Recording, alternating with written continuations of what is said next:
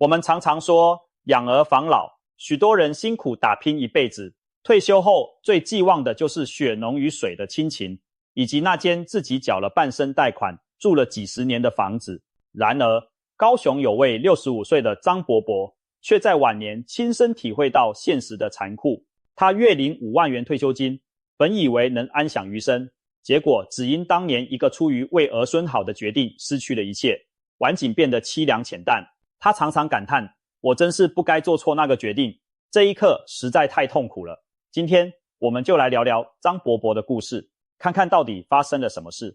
回顾张伯伯的一生，他20多岁就开始在一家公司担任会计，工作勤恳踏实，整整40年下来，他精打细算，日子过得节俭，把薪水一点一滴存下来。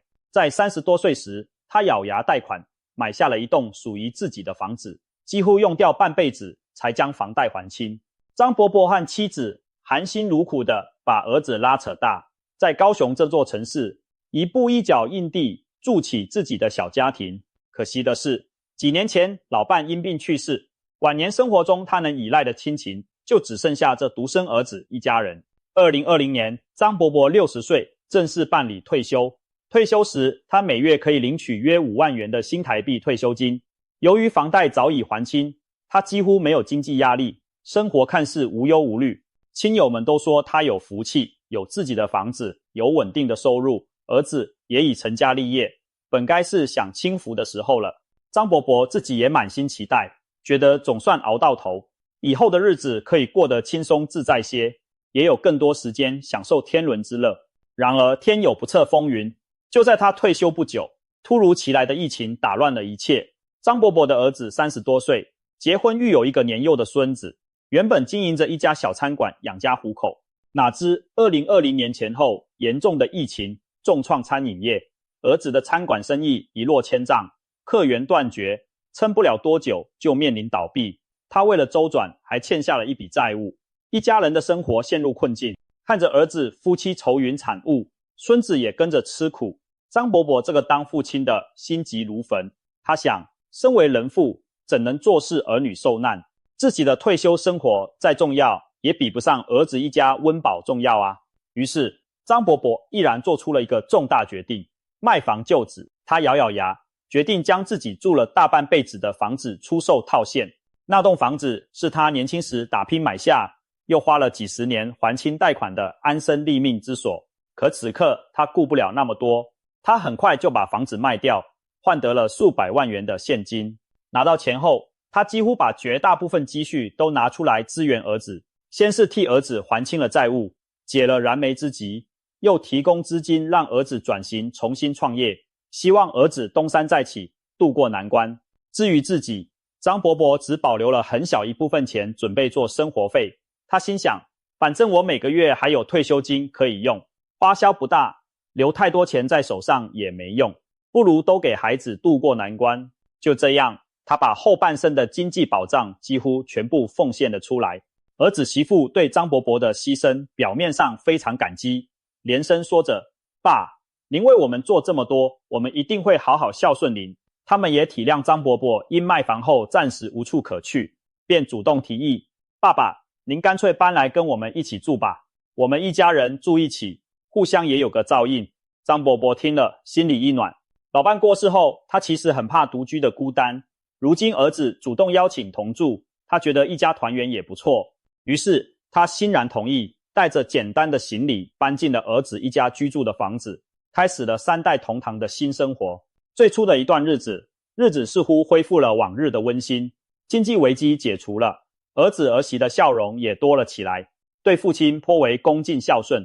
逢人他们还夸赞张伯伯无私，要不是我爸帮忙，我们真不知道怎么撑下去。张伯伯听在耳里，心中宽慰不已。他看着儿孙在身边走动，家里又恢复了热热闹闹的气氛，每天接送孙子，陪他玩耍，其思乐融融。空闲时，张伯伯常想，自己辛苦一生换来儿孙平安，现在一家人在一起，这点付出再值得不过了。当时的他满心以为困难已经过去，未来的日子将会越来越好。然而好景并没有维持太久，随着时间推移，一些潜伏的矛盾开始慢慢浮现。三代同堂的生活并非想象中那般融洽，美好的承诺在现实琐事面前逐渐褪色。首先是生活习惯的差异带来了摩擦。张伯伯年纪大了，作息时间和年轻人很不同。他每天天还没亮就醒来，在屋里轻手轻脚活动，但难免发出些声响，常常影响儿子媳妇清晨的睡眠。到了夜里，儿子媳妇习惯熬夜看电视玩手机，而张伯伯早早就想休息了，只能忍着不满盖着头勉强入睡。大家住在同一屋檐下，各自觉得不自在，却又不好明说。再来是观念上的冲突。张伯伯一辈子习惯节俭，对金钱特别有计划。他看到媳妇经常网购和购买昂贵的保养品，忍不住唠叨，年轻人还是要省着点花，别太浪费。儿媳听了心里不悦，觉得公公管得太多，但表面只默不作声。又比如教育孙子的问题上，张伯伯依照老一辈的方式严格管教，看到孙子顽皮就大声呵斥几句，希望孩子有礼貌懂规矩。可现代年轻父母讲求科学育儿，不舍得打骂孩子，媳妇心疼儿子，被公公训斥后脸色很难看，抱起孩子就走开了。事后她埋怨丈夫，你爸老派又严厉，这样会吓到孩子。像这样的代沟，一次两次看似小事，日积月累便让彼此心生嫌隙。随着摩擦增多，媳妇对张伯伯的态度也渐渐改变。起初她还能客客气气喊声爸，到了后来言语间的不耐烦越来越明显。有时张伯伯在场，儿媳也会直白地数落丈夫几句，你快管管你爸啦，老是这样我怎么受得了。张伯伯虽然嘴上不说，心里已隐隐感到不是滋味。他意识到自己在这个家中似乎正变成一种麻烦。更让张伯伯寒心的是，经济上的芥蒂也出现了。自从同住以来，他为了不成为儿子的负担，主动承担了许多家务活，买菜做饭、洗衣打扫，样样抢着来，还时不时用自己的退休金给家里采买米油、副食品。他想，以前儿子上班没时间管家里，现在自己闲下来了，多做点事也是应该。然而即便他如此体贴，儿子儿媳似乎并不满足。有一次，儿子趁媳妇不在，试探着对张伯伯说，爸，您看我们一家4口开销也挺大，您每个月有退休金，不如拿出一部分来当家用，您觉得呢？这句话如同当头棒喝，让张伯伯愣在当场。他一时间说不出话来，只感到心里凉了半截。自己已为这个家倾尽所有，连栖身的房子都没有了，难道还被嫌不够，连每月区区几万元也要贴出去吗？他强笑着回避儿子的眼神，心中五味杂陈。自此之后，张伯伯更加沉默寡言了。他感觉自己在儿子家的地位发生了微妙的变化，从受欢迎的救星变成了一个多余的存在。儿媳对他的态度越发冷淡，有时在家里遇上面也只是勉强点头打招呼，再无多言。张伯伯白天大多待在自己的房间，不敢多干涉小两口的生活，连客厅都很少踏出半步，生怕惹人嫌。他能明显感受到这屋子里弥漫的疏离和冷漠气息，自己仿佛只是个寄居的外人。终于有一天晚上，压抑已久的矛盾彻底爆发了。那天因为孙子不肯写作业，张伯伯心急又呵斥了几句。媳妇听到后再也忍不住了，当着张伯伯的面拉下脸来埋怨道，爸，我们自己的孩子我们会教，您不要总是插手好吗？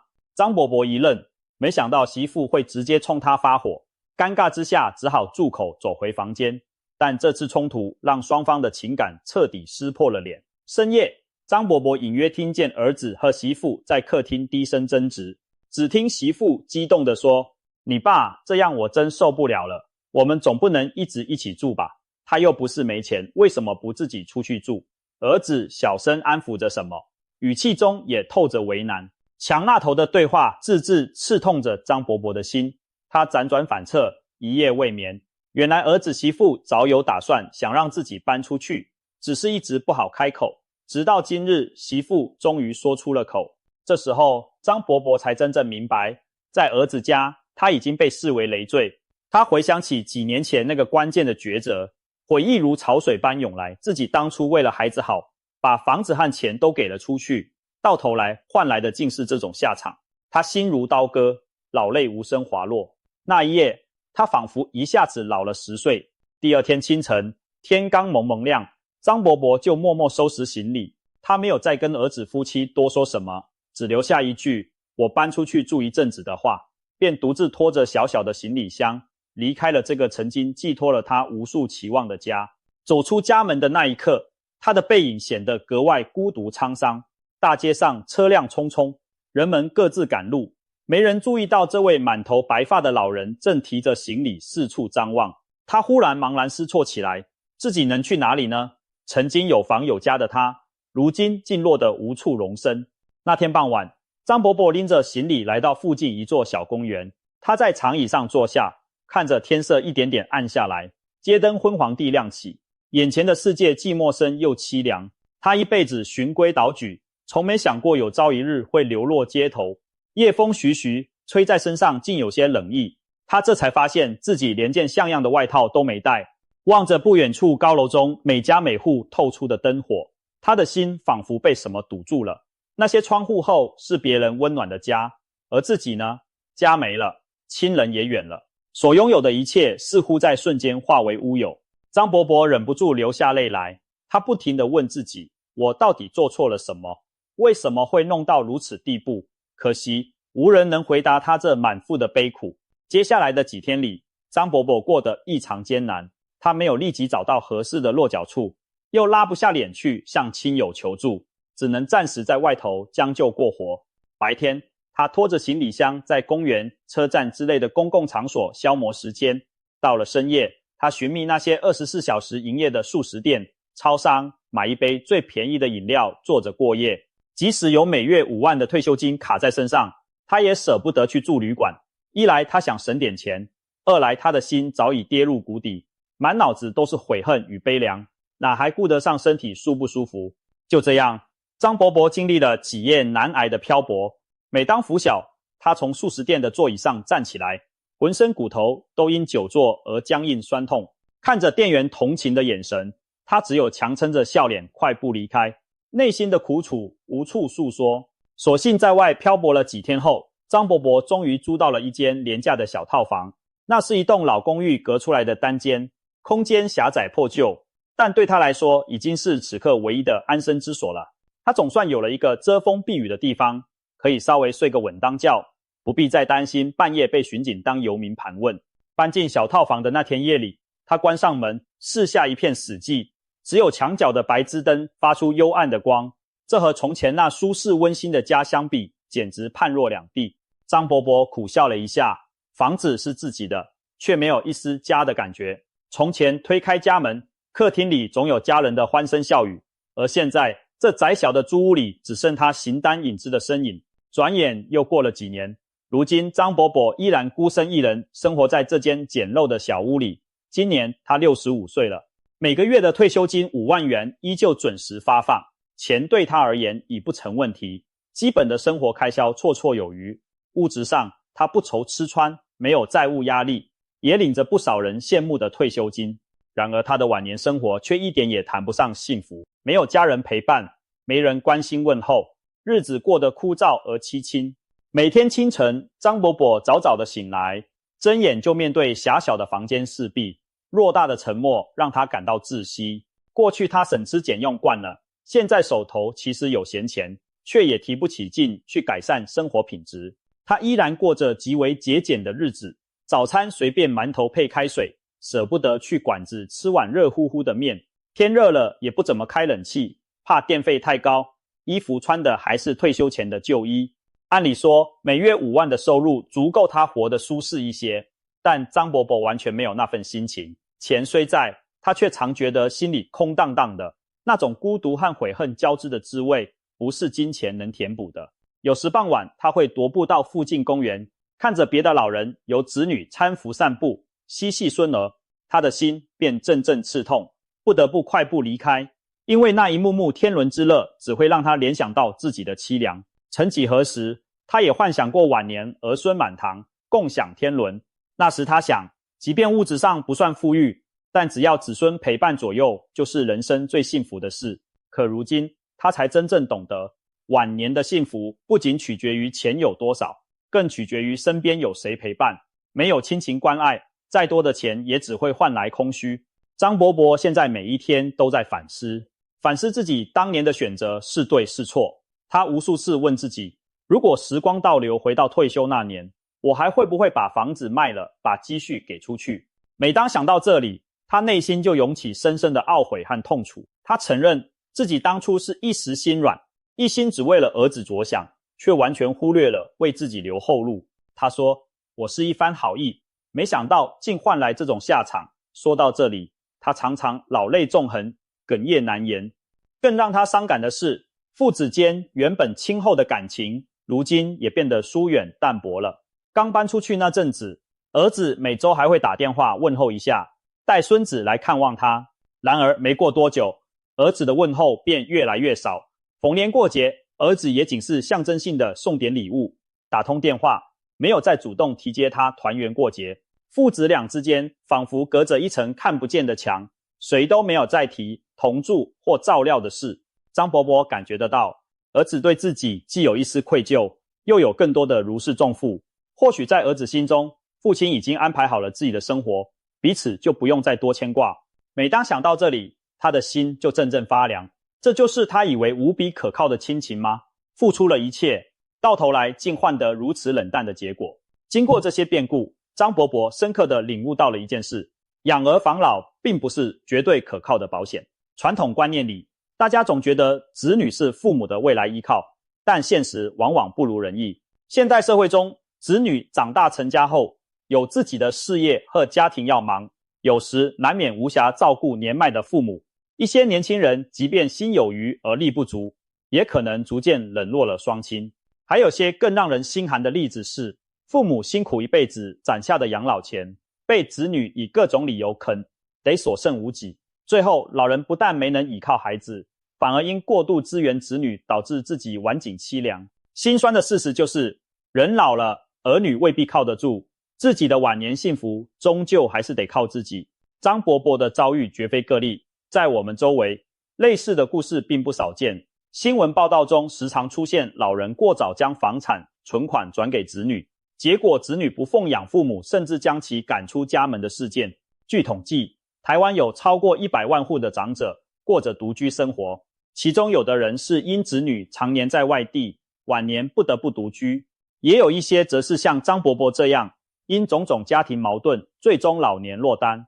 一些老人年轻时为儿女无私付出，到头来却落得老无所依，事后追悔莫及。也有悲愤的父母走上法律途径，例如诉请法院撤销对子女的赠与，讨回房产，只因子女未履行赡养义务。虽然法律规定成年子女有责任抚养父母，但真要对簿公堂，亲子关系恐怕也回不去了。多数老人舍不得撕破脸，就算被子女怠慢甚至欺负，也选择隐忍不发，在孤独和委屈中煎熬度日。这些现实案例无不在警示着，作为父母，爱要给的有智慧；作为子女，更不可忘记良心和责任。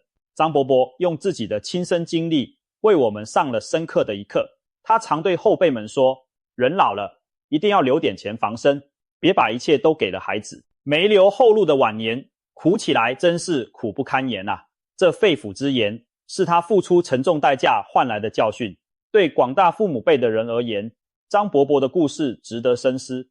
我们当然愿意相信子女的孝心，但也务必要给自己保留必要的经济基础含生活主导权。无论是存款还是房产，都不要在自己尚有需求时全部交出去。房子在自己名下，至少将来有栖身之所，不至于被人一句话赶出家门。存款握在自己手里，才有底气应对医疗照护等各种不时之需。给自己留后路，不仅是物质保障，也是老年人的尊严所在。除此之外，父母之爱也需要理性克制。爱孩子没有错，但一味的溺爱和无原则的牺牲，反而可能害了孩子，也苦了自己。张伯伯事后也反省，也许自己常年对儿子过度保护，凡事替他扛下，使儿子习惯了依赖，反而不懂得感恩和独立。如果当年他能更理智一点，比如选择借钱给儿子渡过难关，而非倾囊相赠，或者在房产处理上订立契约，例如保留房屋的居住权，或要求子女承诺奉养，那么情况或许会好很多。至少一旦子女没有履行义务，老人家还有凭据透过法律来保障自己的权益。可惜人生没有后悔药，但他希望后人能从他的教训中吸取经验。父母为子女付出之前，一定要多为自己想一想，感性之余多几分理性，千万不要轻易在没保障的情况下把自己的全部未来都赌上。当然，话说回来，作为子女也该引以为戒，父母含辛茹苦将我们抚养成人，他们掏心掏肺的爱不应被辜负，更不是可以被利用的资源。孝顺父母是做人最基本的良知和责任。年轻人千万不要觉得父母有钱有退休金就对他们不管不问，觉得他们自己可以照顾自己，更不能理所当然的拿走父母的养老钱挥霍，让父母晚景凄凉浅淡。古语有云，子欲养而亲不待，不要等到有天父母真的离去了才追悔莫及自己当年种种不孝行径。再者，今天你怎样对待父母，未来你的孩子也可能会怎样对待你。家风和孝道是代代相传的，善待老人的家庭，晚辈看在眼里也会耳濡目染。